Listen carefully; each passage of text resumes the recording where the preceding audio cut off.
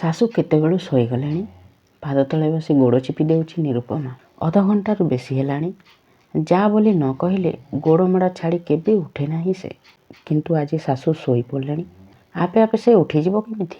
ବୁଢ଼ୀ ଲୋକ, ଦିନଯାକ ଖଟଣି। ଟିକିଏ ଶୁଶ୍ରୂଷା ପାଇଲେ ଆଖିକି ନିଦ ଘୋଟି ଆସୁଛି। ଏଥିପାଇଁ ତାଙ୍କୁ ଦୋଷ ଦେଇହେବ ନାହିଁ। ଅଥଚ ଏମିତି କେତେ ସମୟ ଧରି ସେ ପାଦ ଚିପି ଦେଉଥିବ?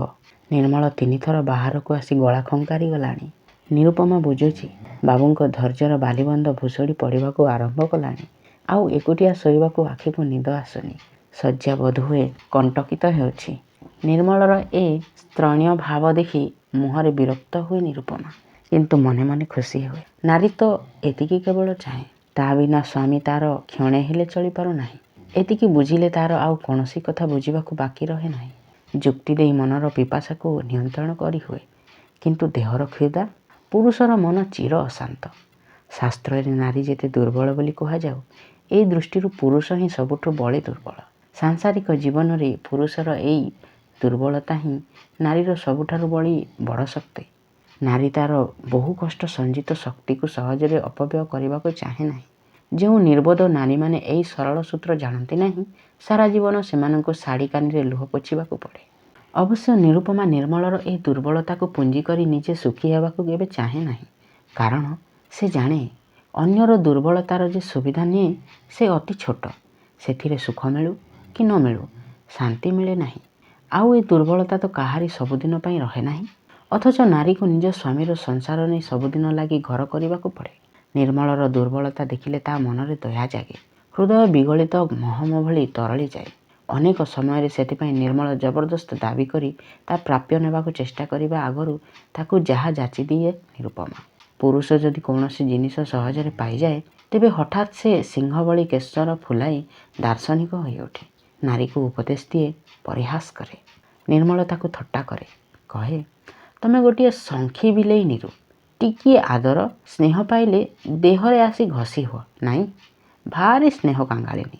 କେବଳ ଆଖି ମିଟି ମିଟି କରି ନିରୁପମା ନିର୍ମଳର ବିଜୟ ଦୀପ୍ତ ଉଜ୍ଜ୍ୱଳ ଆଖି ଦୁଇଟିକୁ ଚାହିଁ ଅଳ୍ପ ଅଳ୍ପ ହସେ।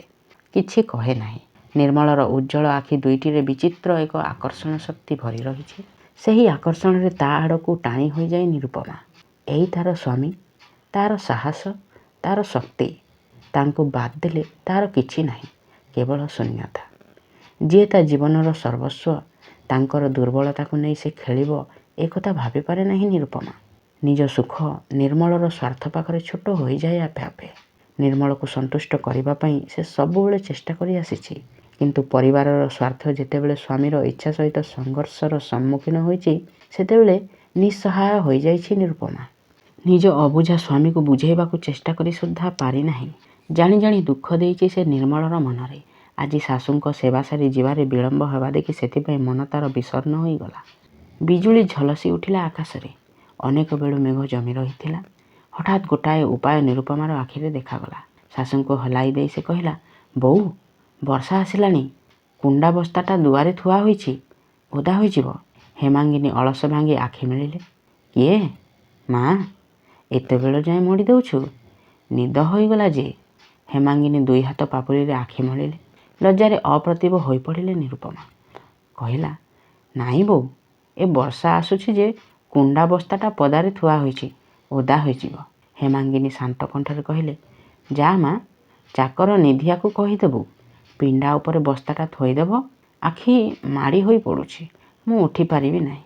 ମା ସମ୍ବୋଧନ ଶୁଣି ନିରୁପମା ଛାତି ଭିତରଟା ଆବେଗରେ ଅସ୍ଥିର ହୋଇ ଉଠିଲା। ରାତିରେ ମୋଡ଼ି ଘଷି ଦେଇ ସାରିଲା ପରେ ଶାଶୁଙ୍କଠାରୁ ଏଇ ସାନ୍ତ୍ୱନାର ସମ୍ବୋଧନଟି ଶୁଣେ ନିରୁପମା। ଦିନସାରା ତାଙ୍କ କଣ୍ଠରୁ କେବଳ ଗରଳ ଝରୁଥାଏ। ସେବାର ଏକ ସ୍ୱାଭାବିକ ପ୍ରଭାବ ଅଛି। ମଣିଷ ଯେତେ ବୁଢ଼ା କିମ୍ବା ବୁଢ଼ୀ ହୁଏ, ଏଇ ସେବା ଶୁଶ୍ରୂଷା ସେତେବେଳେ ତା ଉପରେ ସେତେ ମନ୍ତ୍ର ଭଳି ପ୍ରଭାବ ବିସ୍ତାର କରେ।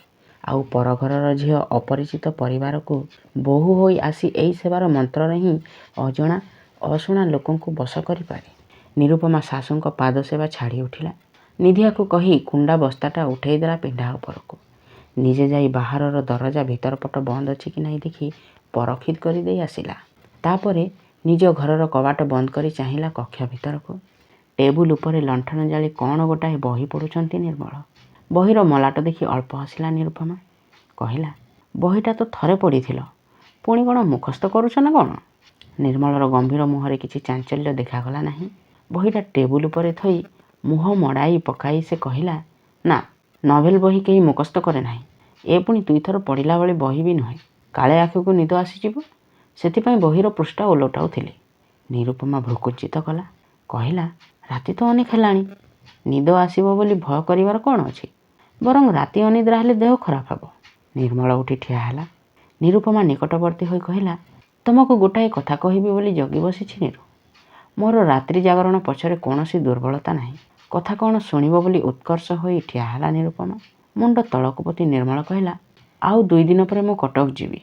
ନିରୁପମାର ଛାତି ଭିତରଟା ହଠାତ୍ ଚାଉଁକିନା ହୋଇଗଲା।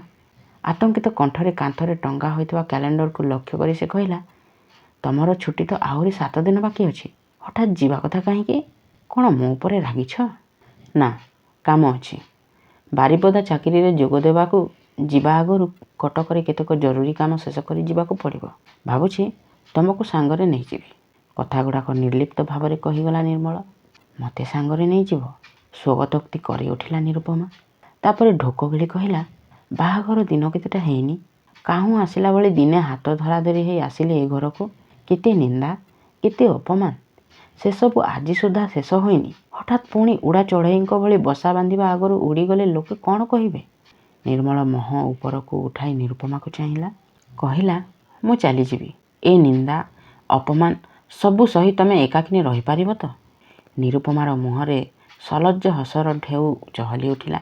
ନିର୍ମଳର ହାତ ପାପୁଲିକୁ ନିଜ ହାତରେ ଚାପି ଧରି ସେ କହିଲା, ମୁଁ ତ ଏ ଘରକୁ କୁଣିଆ ହୋଇ ଆସିନି, ବୋହୂ ହୋଇ ଆସିଛି। ଏ ଦିନ ଅଧକରେ ତୀର୍ଥ ଭ୍ରମଣ ସ୍ଥାନ ନୁହେଁ। ସାରା ଜୀବନ ପାଇଁ ଏ ମୋର ଜୀବନ ତୀର୍ଥ। ନିନ୍ଦା ଅପମାନକୁ ଡରି ମୁଁ ପଳାଇବେ? ନିର୍ମଳ ଅନୁଭବ କଲା, ତା ହାତ ପାପୁଲି ଭିତରେ ନିରୁପମାର ହାତଟା ଝାଳେଇ ଯାଇ ଆହତ କପୋତୀ ଭଳି ଥରି ଥରି ଉଠୁନାହିଁ। ନିରୁପମାର ପାପୁଲିର ଉଷ୍ମତାରେ ଭରି ରହିଛି ଏକ ଅଟଳ ପ୍ରତିଜ୍ଞାର ଦୃଢ଼ତା। ଶାଶୁଘରକୁ ସେ ତୀର୍ଥ ଭ୍ରମଣରେ ଆସିନାହିଁ। ଏ ତାର ସବୁଦିନର ଜୀବନ ତୀର୍ଥ।